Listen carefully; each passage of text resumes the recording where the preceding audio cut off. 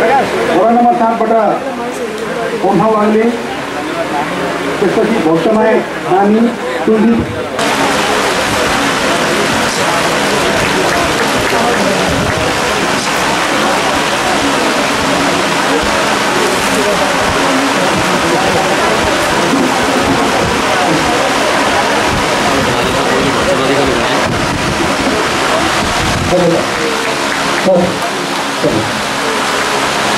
यसपछि हाम्रो कार्यक्रम कृपया ताली लगाइदिनु चाहन्छु।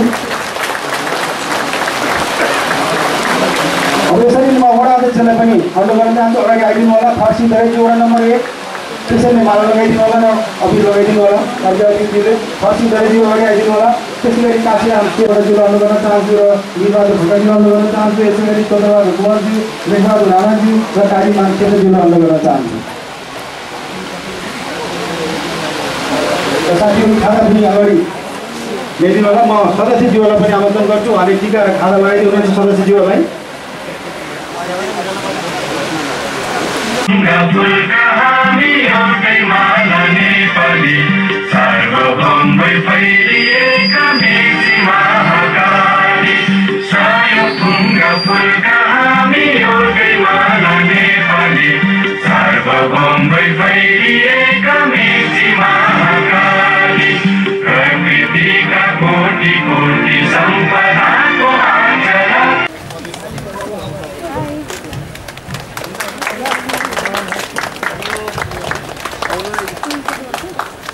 सर यसो यतै हेरौँ त सर।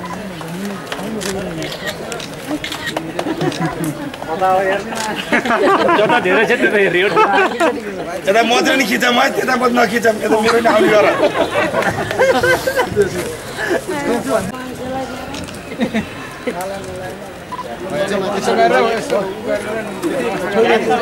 दिदी यता यसो है।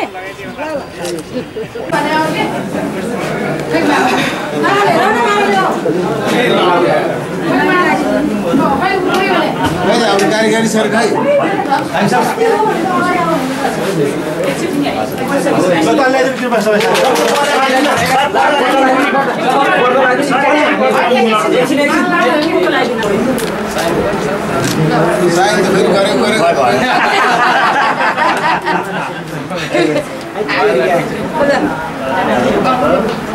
समग्रमा अब तपाईँ निर्वाचित भएर ब्यास नगरपालिकाको कमान्डिङ सम्हालिसक्नुभयो स्थानीय सरकार प्रमुखको रूपमा ब्यास नगरपालिकाको के छ भावी योजना नगर विकासको विषयमा? मूलतः मेरो प्राथमिकता विशेष गरी हाम्रो नगरपालिकामा हाम्रो प्राथमिकता के हुनेछ भने जो नगरपालिकाभित्र पछाडि परेको वर्ग समुदाय र सन्तुलित विकासबाट वञ्चित भएको जो वर्ग छ त्यसलाई हामीले प्राथमिकतामा राख्नेछौँ। तिनीहरूको शिक्षा, स्वास्थ्य, बाटो, विद्युत यो सबै कुराले हामीले चाहिँ मूलधारमा पहिला समेट्नेतर्फ हामी जोड दिनेछौँ। तत्काल जनताले अनुभूति गर्ने केही त्यस्तो छ योजना तपाईँ? तत्काल जनताले अनुभूति गर्नका लागि हामी विद्युत पोलहरूलाई हामीले व्यवस्थापन गर्नेछौँ। सडक जसरी तपाईँको सदरमुकामसम्म र वडा कार्यालय केन्द्रसम्म आउने हामी एसएच बाटो छिटोभन्दा छिटो चाहिँ जनताहरू त्यहाँ आउन सक्ने किसिमको सम्भावनाहरूलाई हामीले त्यहाँ हेर्नेछौँ। र यी खानेपानी मूलतः हामीले खानेपानी र अरू नगरपालिकाभित्रका सामुदायिक विद्यालयहरूको स्तरीकरण र नियमितता र त्यसको स्तर सुधारमा हामीले तत्काल ध्यान दिनेछौँ।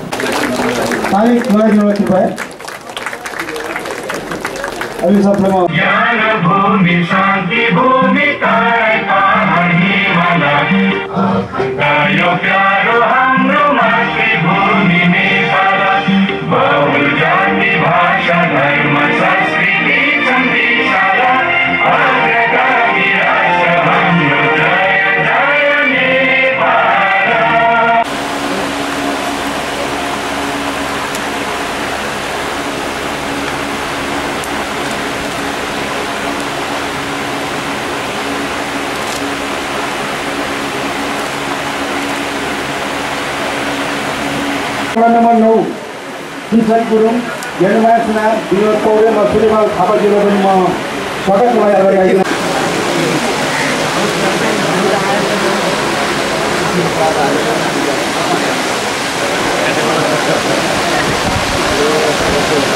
व्यासलाई फुलमाला अर्पण गरेर उहाँलाई मैले ढोगेर मात्र यहाँ आएको छु त्यसबाट व्यास हामी दुईवटा कुरा यो जिल्लालाई म जिल्लाको सभापति पनि भएको हैसियतले दुईवटा कुरालाई हामीले एकदमै ध्यान दिनेछौँ। एउटा व्यासको जन्मभूमिको उद्धार गर्नेछौँ हामीले, यसको व्यवस्थापन गर्नेछौँ र 108 फिट अग्लो मूर्तिको जुन प्रस्ताव यहाँ आइरहेको छ त्यो प्रस्तावलाई अगाडि बढाउनतर्फ नगरपालिकाले भरमग्दुर प्राथमिकता दिनेछ।